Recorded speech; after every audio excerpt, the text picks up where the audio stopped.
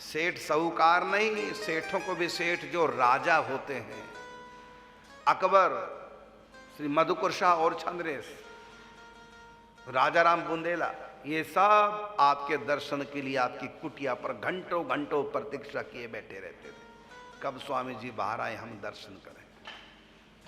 इतने बड़े बड़े शिष्य आपके हैं, आपके चाहने वाले, फिर भी आप कुटिया में निवास करते हैं। और कितनी बार देखते हैं कि आजकल बिहारी जी के दर्शन करने वाले आने लग गए लोग, तो बिहारी जी को भी छोड़ करके जमुना किनारे अकेले चले जाते हैं, वहां भजन चिंतन में मस्त रहते हैं। तो नृपति द्वार ठाड़े रहे, दर्शन आशा जासु। जिन श्री स्वामी हरिदास जी के दर्शनों की आशा लिए द्वार पर प्रतीक्षा में खड़े रहते राजा लोग, फिर भी आप उनसे कोई आशा नहीं रखते। आशा एक राम जी से, दूजी आशा छोड़ दे, नाता एक राम जी से, दूजा नाता तोड़ दे। जब बिहारी जी की आशा रखोगे तो बिहारी जी सब ठीक करेंगे। 12 सोने की मोहरें निकलती बिहारी जी के चरणों से, और उन्हीं से फिर सब बिहारी जी की सेवा, वो भी बिहारी जी की सेवा, अपने लिए नहीं।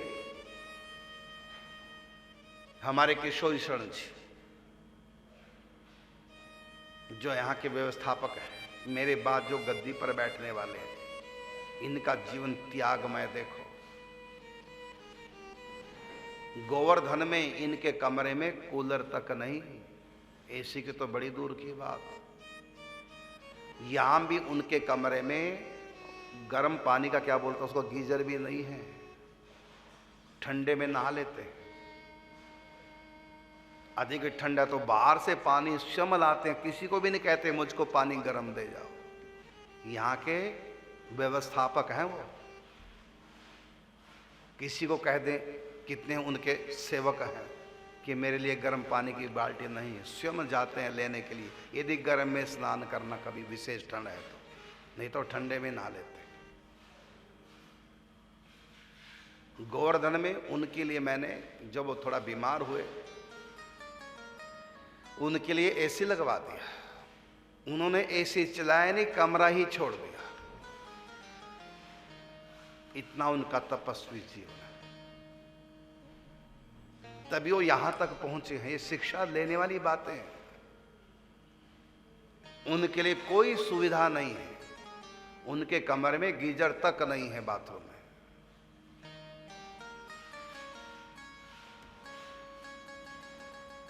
और 3 साल में वृंदावन रहा तो मेरे कमरे में केवल पंखा था, कूलर नहीं था। 3 साल ऐसे रहा। उसके बाद 3 साल में मान मंदिर बरसाने में रहा, वहां पंखा भी नहीं था। यहां तो मैंने पंखा कूलर संतों को सब दे रखे, 3 साल तक मान मंदिर में पंखा भी नहीं था। उसके बाद मैंने कुटिया बनाई खेतों में, बरसाना में, 9 साल वहां रहा, तो वहां बल्ब भी नहीं था, पंखा तो बड़ी दूर की बात। मिट्टी के तेल का दीपक जलाता था मैं रात्रि के समय। 9 साल बिना बिजली के, बिना पंखे के, कूलर तो बड़ी दूर की बात मैंने काटे। उसके बाद गोवर्धन में कुछ लोगों ने मिलकर मेरे लिए आश्रम बनाया, तो सब आश्रम में तो पंखे थे, लेकिन मेरी ऊपर घास फूस की कुटिया, उसमें मैंने पंखा नहीं लगवाया, ऐसी रहता था। यहां तक कि मेरे कमरे में, कुटिया में एक घड़ी थी, उसमें सेल डलता था। मैंने किशोर शरण जी से कहा, यह भी खर्च मेरे नाम पर नहीं होना चाहिए। मैंने घड़ी वहां से हटवा दी, इसमें सेल लगता है, मेरे नाम पर उस सेल भी खर्च नहीं होना चाहिए। देसी जुगाड़, पानी नहीं मैं नीचे का ठंडा लेता, नहीं, घड़ा रखा था मैंने अपने पास। इन्होंने प्रकाश के लिए, जबकि नीचे बिजली थे, कि मेरी कुटिया में मैंने बिजली नहीं लगवाई, तो इन्होंने प्रकाश के लिए लालटेन वहां रख दी। ये बड़ी पुरानी बात कर रहा हूं। लालटेन भी जलाने का मेरे पास वो नहीं था, मैंने जलाई नहीं, यूज नहीं की। जो अपने पाठ के नियम थे मैं दिन में कर लेता, रात को भजन चिंतन करना, तो उसमें प्रकाश की आवश्यकता ही नहीं। तो ऊपर घास फूस की झोपड़ी बनाकर इतने साल तक रहा। तो 17 साल तक मैंने पंखे का, बिजली का प्रयोग ही नहीं किया। संत बनने के बाद, आश्रम बनने के बाद। तो ऐसा जीवन जियोगे तब कुछ नहीं तो सारे पुण्य तुम ऐसी खा पी के खर्च कर दोगे। पुण्यों को बचाओ, इस पुण्यों के प्रताप से सत्संग मांगो भगवान से। पुण्य पुंज बिन मिल ही न संता। पुण्यों को इकट्ठे करो, खर्चो मत, और पुण्यों के प्रभाव से मांगिए सत्संग, मांगिए भजन चिंतन, मांगिए भगवान की भक्ति। जेते साधन वेद बखानी, सब कर फल हरि भक्ति भवानी। सबका फल भगवान की भक्ति मांगी, कीजिए तपस्या। ये नहीं कि आ रहा पैसा ऐशो राम करें। अब संतों का जीवन बड़ा तप त्यागमय होता है। स्वामी जी के पास, स्वामी श्री हरिदास जी के पास पैसे की कमी नहीं थी।